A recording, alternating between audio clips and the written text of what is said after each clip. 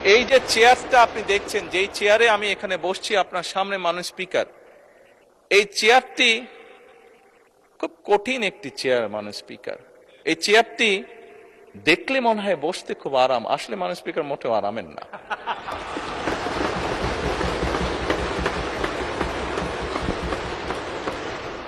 এই চেয়ারটিতে বসলে মাননীয় স্পিকার প্রতি মুহূর্তে মনে হয় যে আগুনের তপ্ত হিট আসছে মাননীয় স্পিকার।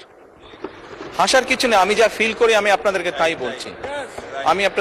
বলছি, মাননীয় স্পিকার, এই চেয়ারের থেকে উঠে দাঁড়িয়ে আপনার সামনে বক্তব্যে আমি হয়তো অনেক পপুলার কথা বলতে পারতাম, যেটাতে আরো অনেক বেশি তালি হতো মাননীয় স্পিকার।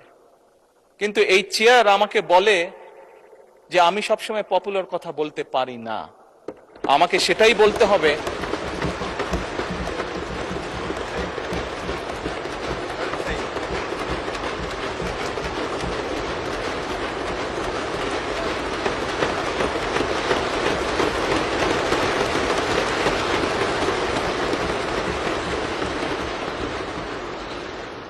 মাননীয় স্পিকার, একজন রাজনীতিবিদ হিসাবে আমারও তো ইচ্ছা করে পপুলার কথা বলতে, যাতে জোরে জোরে তালি পায়, কিন্তু এই চেয়ার প্রতি মুহূর্তে আমাকে স্মরণ করে দেয়, no, you have to take the right decision, not the popular decision.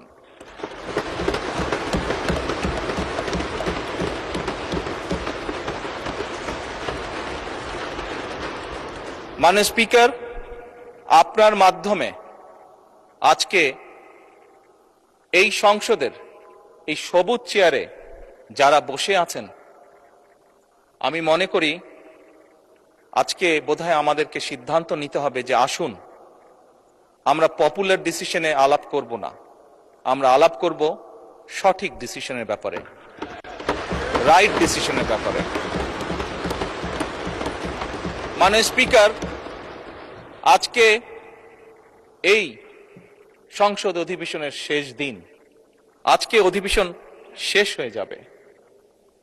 আমার সংসদ নেতা হিসেবে আমার দলের সদস্যদের কাছে, বিরোধী দলীয় বন্ধুদের কাছে, সহকর্মীদের কাছে, সদস্যদের কাছে আমার অনুরোধ থাকবে যে আসুন আগামী অধিবেশন যেটি শুরু হবে সেখানে আমরা আলোচনা করব আমরা কত দ্রুত দেশে বিদ্যুতের সমস্যার সমাধান করতে পারি।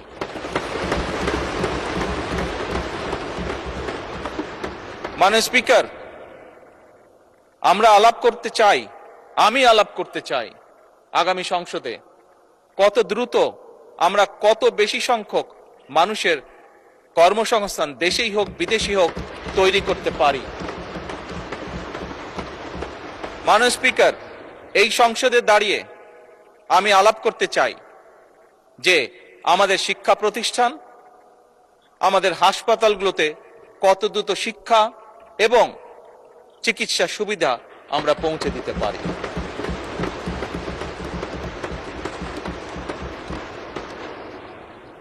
মাননীয় স্পিকার, দিনের কার্যবিধিতে আপনি যখন শুরু করেন, বিভিন্ন সময় বিভিন্ন সংসদ সদস্য বলে ওঠেন তার এলাকায় রাস্তা লাগবে, তার এলাকায় ব্রিজ লাগবে, কারো এলাকায় কালভার্ট লাগবে। স্বয়ং বিরোধী দলীয় নেতা ওনার এলাকার সমস্যার কথা বলেছেন। মাননীয় স্পিকার, আমরা যদি দেশের পরিস্থিতি স্থিতিশীল রাখতে না পারি, দেশে আমরা যদি অর্থনৈতিকভাবে শক্তিশালী করতে না পারি, মাননীয় স্পিকার, বর্তমান প্রেক্ষাপটে যেখানে 30 লক্ষ কোটি টাকার ঋণ নিয়ে এই সংসদ দেশ পরিচালনা শুরু করেছে, সেই দেশকে আমরা এগিয়ে নিতে পারবো না। আমরা যদি একটি স্টেবল গভর্নমেন্ট রাখি, আমরা যদি একটি স্টেবল পার্লামেন্ট এনশিওর করতে না পারি, মাননীয় স্পিকার, আমরা কোনোভাবেই এই দেশকে সামনে নিয়ে যেতে পারবো না। মাননীয় স্পিকার, এই দেশকে যদি সামনে নিতে হয় তাহলে অবশ্যই আমাদের উভয় পক্ষকে একসাথে কাজ করতে হবে। হ্যাঁ, বাংলাদেশে আইটি শিল্পের বিকাশ কিভাবে হবে এ ব্যাপারে হয়তো আমাদের মধ্যে ডিবেট হতে পারে, এ ব্যাপারে আমাদের মধ্যে দ্বিমত থাকতে পারে, কিন্তু বাংলাদেশের আইটি শিল্পের বহিঃপ্রকাশ হতে হবে, এ ব্যাপারে আমাদের মধ্যে নিশ্চয়ই কোনো ডিবেট নেই। মাননীয় স্পিকার, সেজন্যই আসুন আজকে আমরা সিদ্ধান্ত গ্রহণ করি যে আমাদের আলোচনার বিষয়বস্তু হবে এই দেশের মানুষের ভাগ্যের পরিবর্তন। আমাদের আলোচনার বিষয়বস্তু হবে আমাদের আলোচনার মাননীয় স্পিকার আমাদের আলোচনার বিষয়বস্তু হবে যে আমরা অন্য দেশের উদাহরণ দেব না, বরং আমাদের দেশকে আমরা সামনে এগিয়ে নিয়ে যাব। মাননীয়